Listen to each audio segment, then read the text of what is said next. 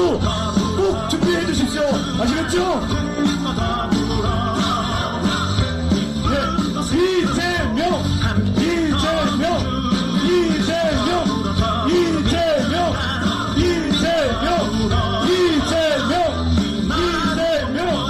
이재명, 이재명, 이재명, 이재명, 이재명. 예, 당대표님께서 무대 위로 올라오셨습니다.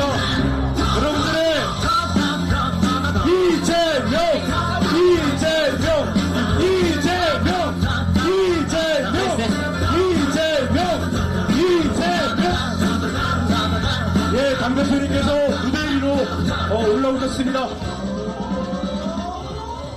이재명 교수님의 국민 승리를 위한 귀한 말씀을 곧 듣도록 하겠습니다. 우리 마이크 준비해 주십시오. 다시 한번 연호를 외쳐보겠습니다. 이재명! 이재명! 이재명! 이재명! 예, 큰 박수로 말씀을 듣도록 하겠습니다.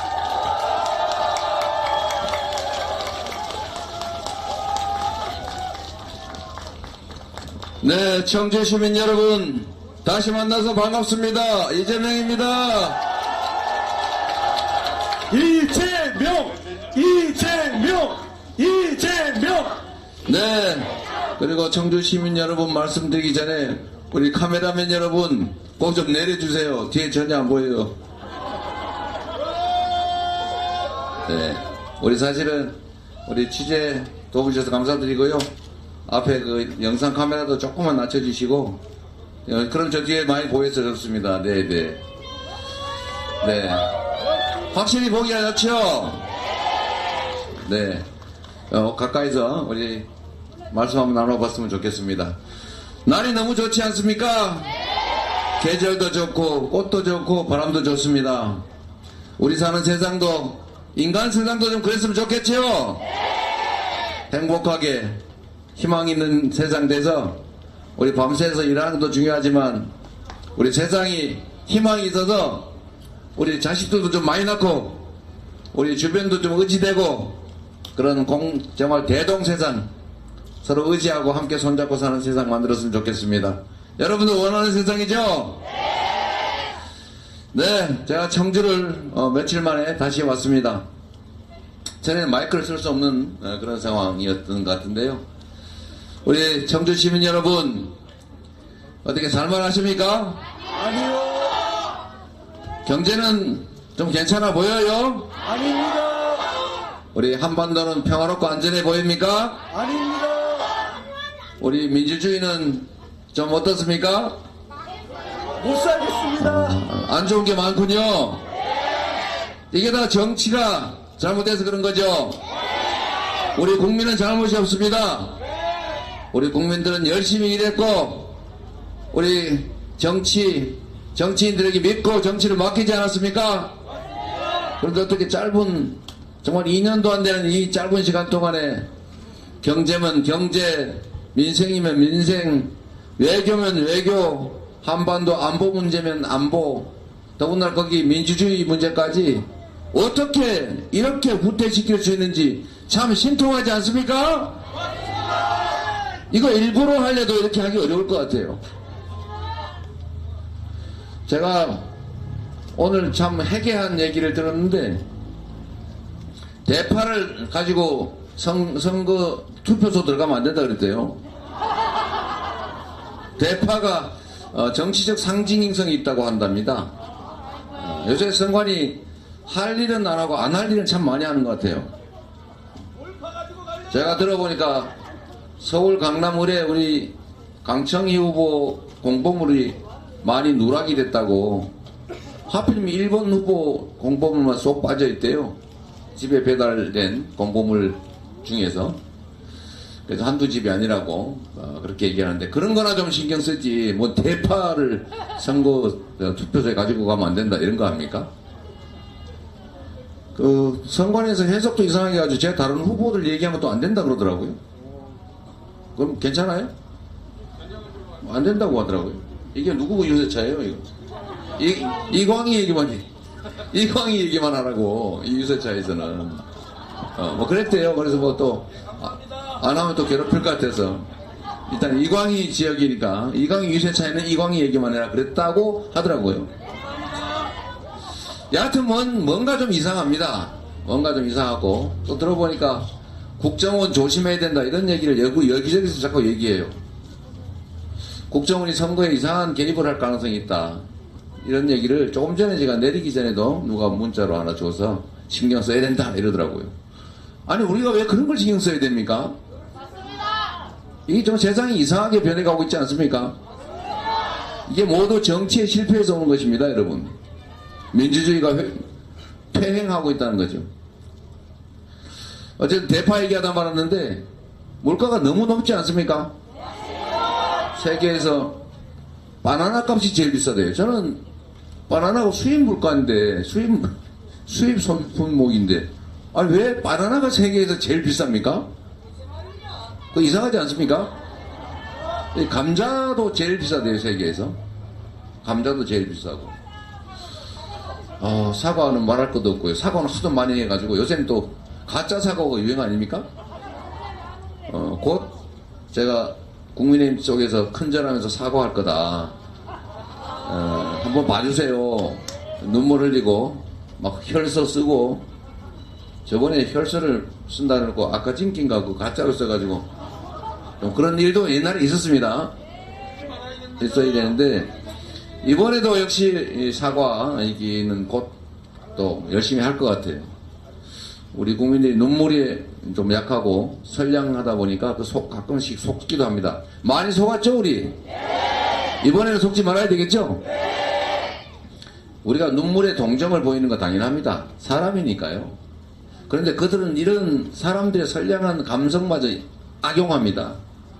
우리가 눈물의 동정을 해야 되는데 눈물은 약자들의 눈물에 동정을 해야지 악어의 눈물에 동정하면 되겠습니까?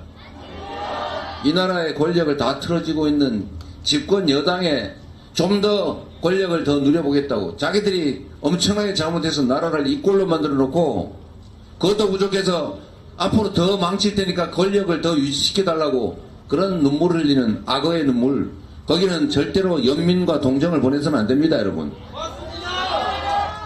여하튼 얘기가 옆으로 사과 얘기하다가 가짜 사과까지 가버렸는데 여하튼 물가도 너무 높고 너무 힘들어요. 소득은 어떻습니까? 소득은 줄어들고 있잖아요.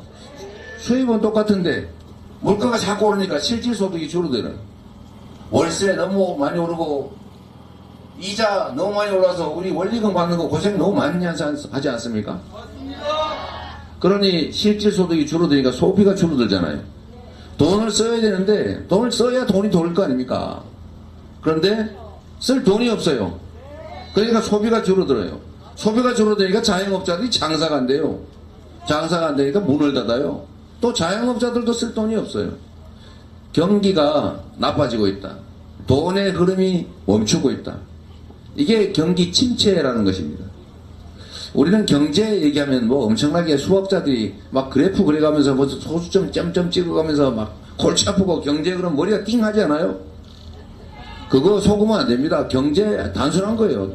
국민들의 먹고 사는 문제가 경제고 시중에 돈이 안 돌면 돈이 돌게 하는 게 경제 정책이고 우리 서민들 주머니가 텅텅 비고 부자들이 투자할 데가 없어가 돈을 쌓아놓고 있으면 경제가 나쁜 것이기 때문에 이럴 때는 서민들 주머니에 돈이 돌게 정부가 재정을 투입해서 소비를 늘려주고 소득을 늘려줘야 되는 것입니다. 그게 경제정책입니다, 여러분. 맞습니다. 이재명 그런 거 하지 마세요. 시간 없으니까 빨리빨리 다녀야 돼 지금. 여러분 그런데 여러분 우리가 그들에게 권력을 주지 않았습니까? 대통령과 집권 여당에게 우리의 주권을 이 나라 공화국 주인으로서의 권력을 맡겼지 않습니까? 그 맡긴 권력으로 세금도 깎아주고 재정 집행도 하는 거 아닙니까? 그들이 쓰니 모든 세금, 재정 다 우리가 낸 세금 아닙니까? 그런데 그 사람들이 지금 무슨 일 하고 있습니까? 우리 서민들은 주머니가 비어가지고 정말 시중에 돈이 먹고 죽을래도 씨가 말라가지고 경기가 이렇게 악화되는데 소비도 안 되고 매출도 안 늘고 그래서 다 죽을 지경인데 사람으로 치면 이게 심장은 멀쩡하고 피는 많아가지고 피가 남아서 피주머니 별도로 이렇게 만들어놨더니 손발에 피가 안 돌아서 썩고 있잖아요. 이런 단순한 이 원리도 모르고 부자들 세금은 왜 깎아주는 거예요? 그리고 재정이 부족하대요. 재정이 부족해서 R&D 예산 삭감해가지고 국가의 미래를 훼손하고 있지 않습니까? 우리 개인들도 자식들 잘 되라고 가진 거라고는 머리하고 공부 열심히 하는 열성밖에 없으니까 우리가 가난해도 대학 보내고 학교 보내지 않았어요? 흉년 들었다고 학교 때리십니까?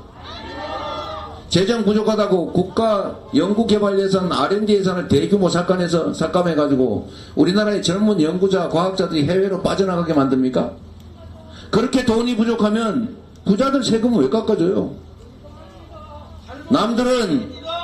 남들은 이 에너지 위기 때문에 돈 번 에너지 회사들, 또 코로나 위기 때문에 돈 번 회사들, 이 금융 대란 때문에 돈 번 금융기관들, 이런데 횡재세, 당신들은 국민들의 대다수 고통을 기반으로 해서 떼돈을 벌었으니까 그 떼돈 번 중에 일부라도 세금 좀 내서 다시 그 고통받은 사람들한테 돌려주자.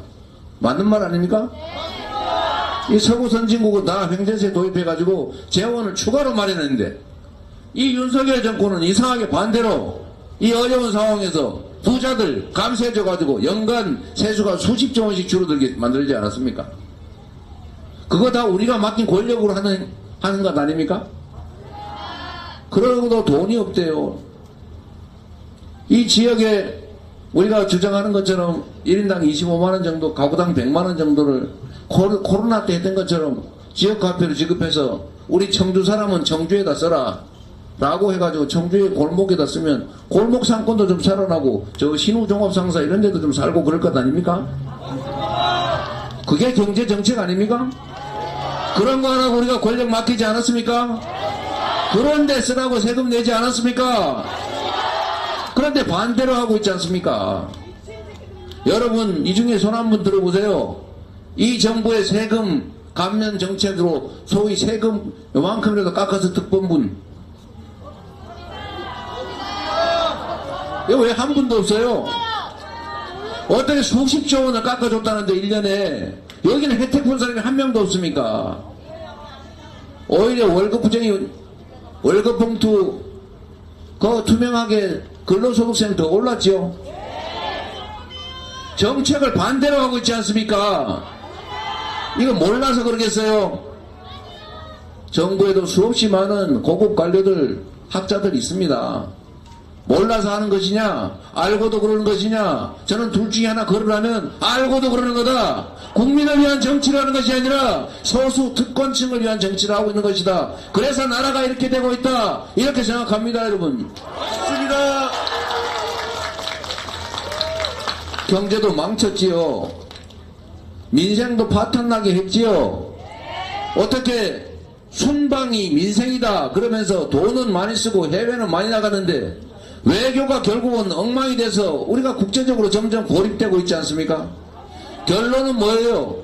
외교가 나빠져서 기업들의 수출 환경이 나빠지지 않았습니까? 그래서 소위 기업들이 활동해야 되는 경제 영토가 점점 줄어들어서 무역 적자가 세상에 전에는 무역 흑자 세계 4대 5대 국가였는데 이제는 무역 적자가 너무 많아서 무역 수지 순위로 200위로 왔다 갔다 한답니다. 북한보다 못하대요. 이러니 국내 경제가 살 수가 있습니까, 여러분? 외교를 엉망으로 하다 보니 수출 환경이 나빠질 수밖에 없는 것이고, 거기다가 경제는 안정된 환경 속에서만 성장하는 것인데, 이 한반도가 그 내일 전쟁이 나도 이상할 게 없을 만큼 전쟁 위기 상황입니다, 여러분. 대화하고 전쟁 중에도 대화해야 되지 않습니까? 무력을, 강력한 국방력을 구축은 하되 그걸 과시하고 폼잡을 게 아니라 그걸 기반으로 평화정책을 하는 게 진정한 안보 능력 아닙니까? 우리가 어깨 힘주고 겁줘가지고 인상 쓰고 대결적인 적대적 관계 유지하면 좋습니까? 힘이 있어도 뒤에 숨기고 살살 달래가지고 평화롭게 잘 지내는 게 진정한 안보입니다, 여러분. 싸워서 이겨가지고 수없이 많은 사람 죽고 많이 다 파괴되고 난 다음에 더 많이 살아남아서 이기면 좋습니까? 그거보다는 싸우지 않고 이겨야 되는 것 아닙니까? 싸우지 않고 이기는 것보다 더 중요한 건 싸울 필요가 없는 평화 상태를 만드는 거. 이게 진짜 안보 능력입니다, 여러분. 맞습니다.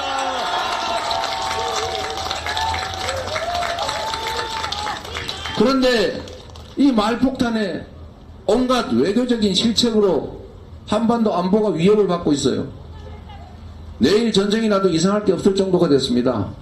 미국에서 공식적으로 만약에 전쟁이 난다면, 우크라이나 중동 다음에 전쟁이 벌어진다면 그건 곧 한반도다, 이렇게 공식 경고하지 않습니까? 이런 위험한 한반도에 외국인 투자자가 투자하겠어요? 그러니까 경제가 나빠지죠. 주가가 떨어지죠. 여러분, 이런 온갖 실패, 실책에 대해서, 국정 실패에 대해서 책임을 물어야 합니다. 알고도 그러는 것이라면 경고해야 되는 것이고요. 모르는 것이라 몰라서 그런 거라면 사람을 바꿔서라도, 생각을 바꿔서라도 다시 되돌아가야 되지 않겠습니까? 여러분이 그렇게 만들어야 되지 않겠습니까? 맞습니다. 제가 이런 말씀을 좀 드리고 싶습니다. 혹시 윤석열 정권 여전히 지지하시는 분 많을 겁니다. 기대하시는 분 많이 있을 거예요. 그런데 제가 그분들한테 이 말씀 꼭 드리고 싶습니다. 윤석열 정권을 숭배하십니까? 사랑하십니까? 그게 아니고 결국 우리의 삶을, 이 나라의 살림을 더 잘할 거라고 믿는 거 아니겠습니까? 이재명보다 윤석열이 낫다, 민주당보다는 국민의힘이 낫다고 믿어서 그쪽을 선택했을 테고, 지금도 여전히 그런 기대를 가지고 있다면 앞으로 더 잘하도록 하기 위해서는 경고하고 코는 조금 내줘야 되는 거 아닙니까? 맞습니다. 우리 자식들 좀 더 잘나게 세상 사람들하고 어울려서 잘 살게 하려면 나쁜 짓 할 때 회초리도 들고 야단도 쳐야 되는 거 아닙니까? 잘못해도 옹냐옹냐하고 실수해도 괜찮아 그러고 악의적으로 나쁜 짓을 해도 괜찮아 하면 진짜 악인 됩니다, 여러분. 사랑하면 훈계해야지요. 윤석열 정권이 지금까지 2년 동안 잘했다, 우리 살만하다, 이렇게 계속 쭉 해도 된다, 이렇게 생각하면 몰라도 이건 아니야, 이 길은 아니야, 이렇게 가면 안 돼 라고 생각을 하면 되돌아가도록 경고해야 합니다. 그게 이번 총선입니다, 여러분. 맞습니다.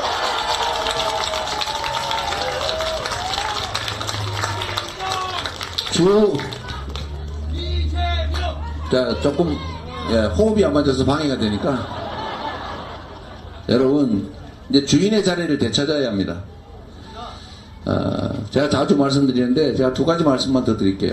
첫 번째는 우리는 대한민국의 주인입니다. 대한민국의 모든 권력은 국민으로부터 나온 것이니 정말로 국민만을 위해서 쓰여져야 합니다. 그런데 실상은 그렇지 못합니다. 국민이 낸 세금으로 고속도로를 특정인 땅 근처로 휙 바꾸기도 합니다. 그린벨트 관리하라고 시켜놨더니 누구 땅 투기하기 좋게 어느 특정 지역을 풀어주기도 합니다, 여러분. 세금은 서민들 세금을 깎아줘야 되는데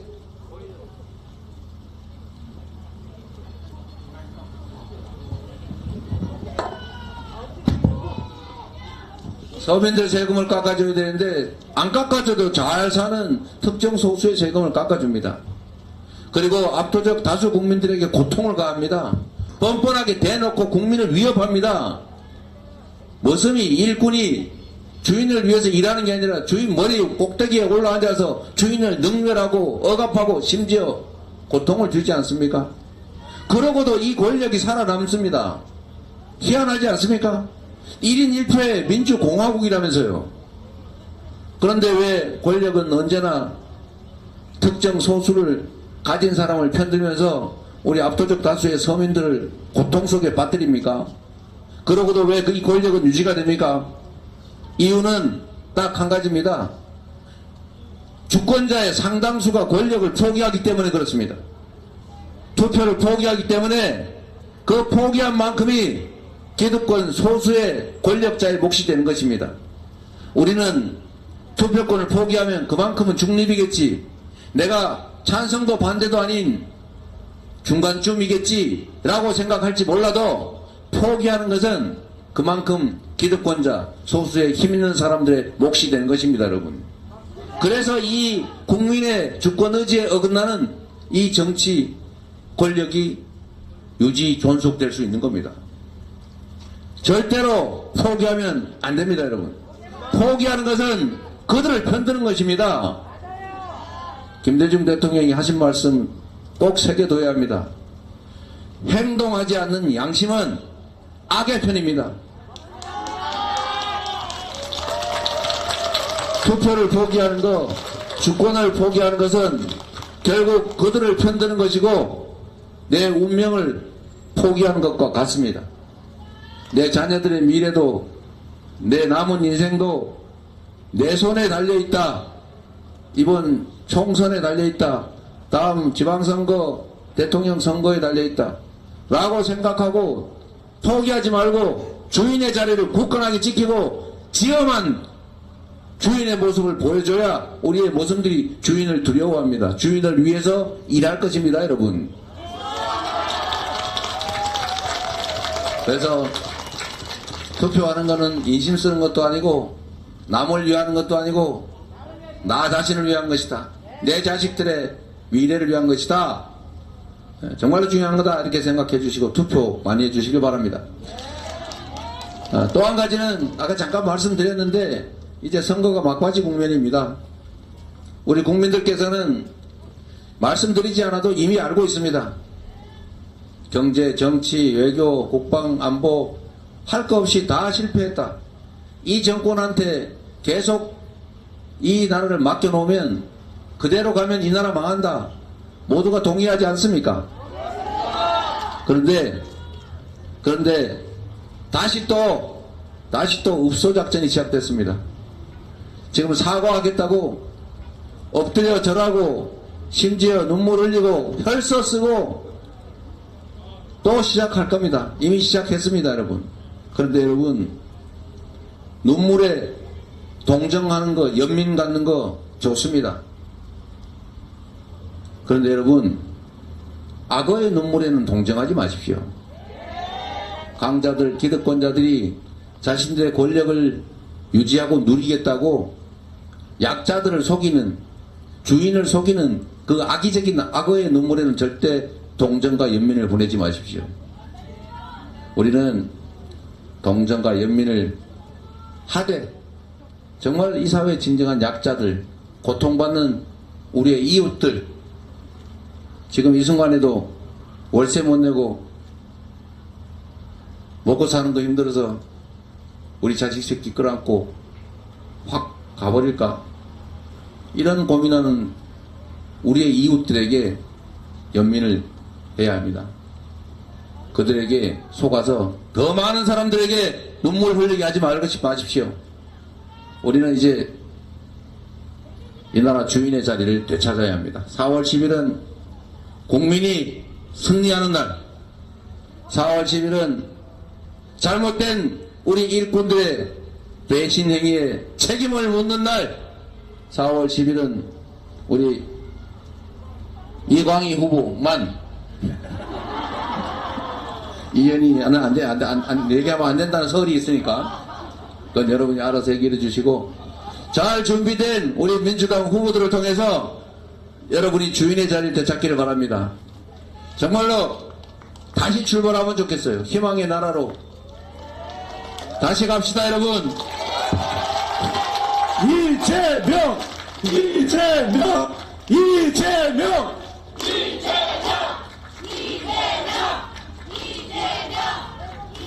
정말 먹고 살자고 하는